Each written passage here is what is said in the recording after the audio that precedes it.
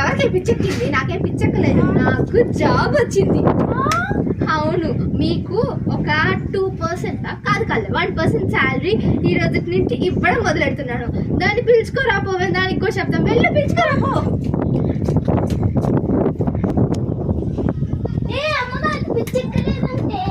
ఏమైంది? అమ్మగారికి శాలరీ వచ్చిందంట, మనకి 50% ఇచ్చిందంట.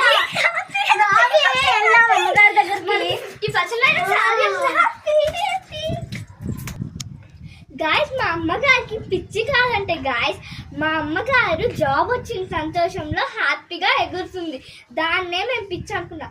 మా అమ్మగారికి శాలరీ రావడం వల్ల మాకు 50% ఇస్తుందంట. Thank you for supporting us, guys.